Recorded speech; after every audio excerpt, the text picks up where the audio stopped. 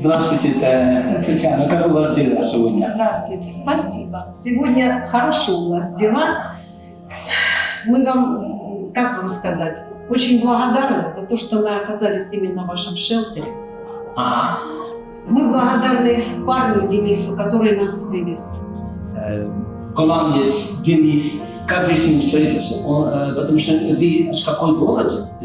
Город Красногорка. Красногорка. Денис, он привозил к нам в город людям хлеб, воду, бытхимию и немножко сладостей.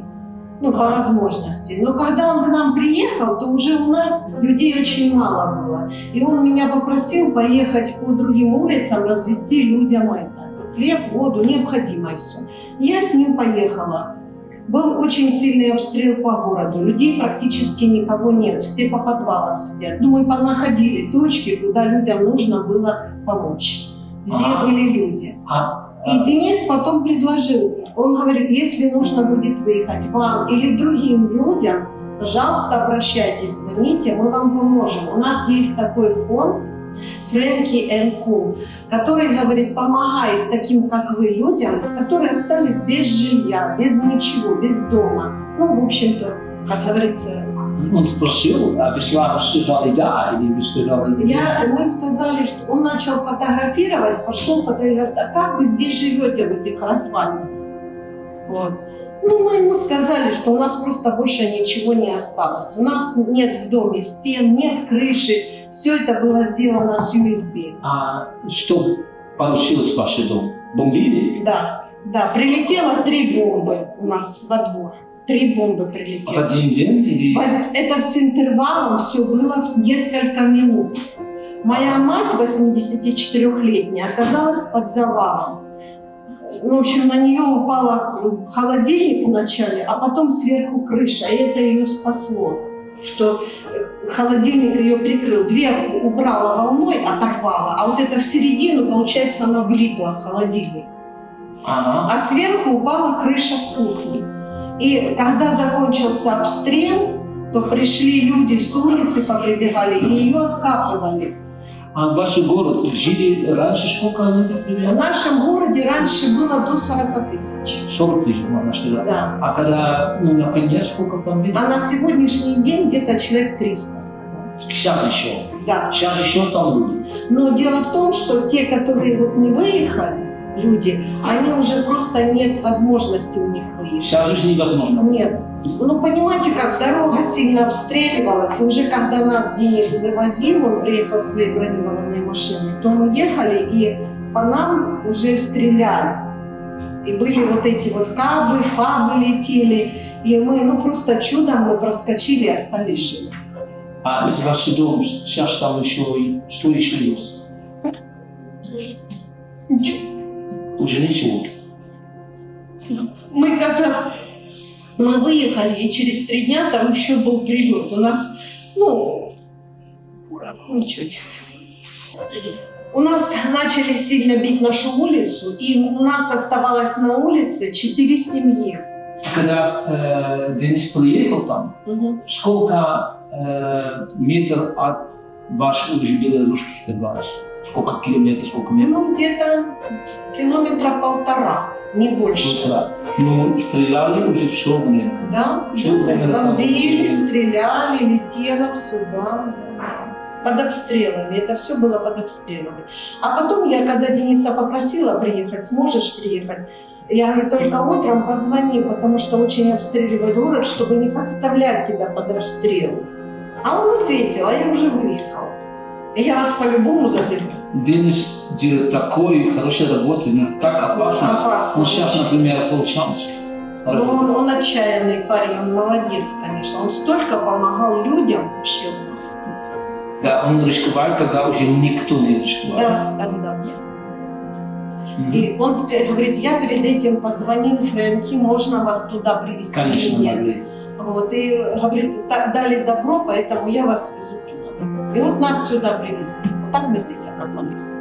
Кто может, у кого какая-то хоть возможность была, понимаете, все повыезжали и выезжают, потому что там нереально оставаться. Там нет, никто не привозит хлеб, никто не привозит воду. Людям очень там тяжело. убивают каждый день практически. Вот кто-то вышел там за водой, за хлебом, кто-то на велосипеде куда-то поехал, ну, за то, чтобы достать вот, по необходимости. Люди, многие не возвращаются. Не до этого времени, вы просто были в дом, дом бомбили, да? Да, до того момента. А потом вот А где вы были, когда бомбили? А когда бомбили, муж был во дворе, чудом остался жив. Мама была, а я была у соседки, меня не было дома. Просто чудом так получилось. Это очень повезло, что вы не сидели в доме. Да. Если бы я была на улице, я бы не осталась жива. Я же вам показывала, там же ничего не осталось. Ну, мы сейчас, в принципе, тут тихо. Вот очень тихо. Здесь, ну, по сравнению с тем, где мы были, да. Да. Мы здесь элементарно спим нормально, а там мы спать не могли просто, потому что там постоянно вот эти обстрелы, постоянно эти взрывы, постоянно летит все. А когда вы потом тут приехали, Денис говорил как-то тут более-менее, какой ситуации тут? В смысле, в Днепре или в Шелтоне? Ну, в нашей Шелтоне. Нет, Денис мне сказал, говорит, вам там будет очень, говорит, хорошо, спокойно, говорит, там очень хорошие спонсоры, говорит. Ну, вы посмотрите, говорит, я просто смотрю, где вы живете, где вы сейчас, это ужас. Говорит, вы посмотрите, как вам там будет хорошо, вас там не обидят. Мы боялись ехать, я вам честно говорю, потому что... Боялись ехать за дорогу, боялись или за... Не, ну, неизвестность, неизвестность, вот видишь, неизвестность. А дорога была опасна? Да. Да? Дорога очень опасная. Когда вы уехали из вашего дома, да, дорогу... стреляли. Нас в дорогу, нам вслед стреляли, вот так через нас летели, кабы взрывались. Вот мы... Когда вы были в машине, да. Бомбили все время. А потом вы тут приехали, это тут было... спокойно, тут хорошо, тут нас Александр Николаевич с Женей встретили. Ну, как-то вот, знаете, сразу все нормально, все вот как-то по-домашнему, вот как дома. Вот, вот мы считаем, вот мы сейчас тут живем, это наш дом. Насколько он будет, месяц-два, но на данном этапе это наш дом. Да, там, где наши...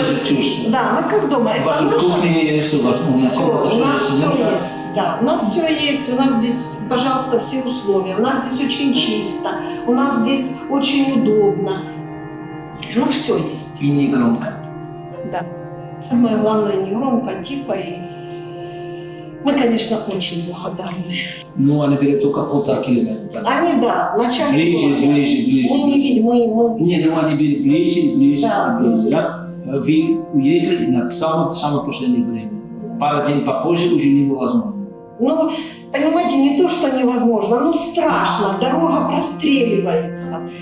Ну, дома все рушится, все летит, все это падает. Уже, ну, просто нет сил, просто не было сил. А до этого ж мы ж еще дома у себя там жили, в Угледаре.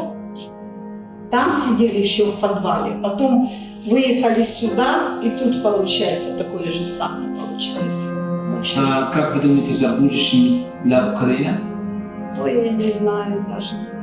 Просто страшно вот думать о будущем. Ну вот на сегодняшний день так. А что будет через 5 минут, мы не знаем. Мы когда сидели дома, мы молили Бога, чтобы к нам не прилетело. А если прилетело и убьет, то пусть сразу. Только чтобы ни инвалидами, ни калеками остаться. Ну что можно? Сейчас никто ничего не знает, что будет дальше. Сегодня прожили, слава Богу, понимаете?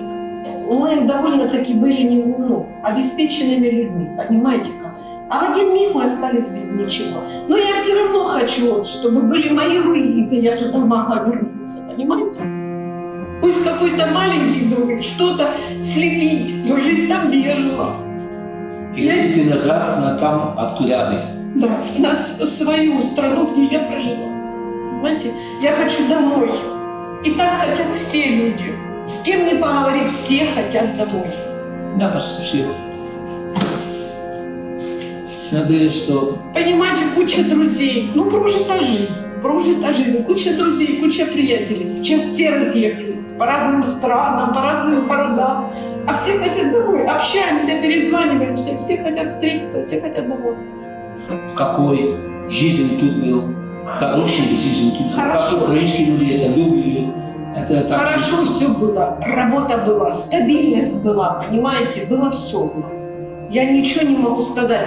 Мы жили хорошо. Кто у нас работал, кто работал, те все жили хорошо. Ну, а тунеядцы, алкоголики, они везде есть. Кто не хотел работать, тот жил плохо. А кто работал, кто трудился, пожалуйста, а что нет?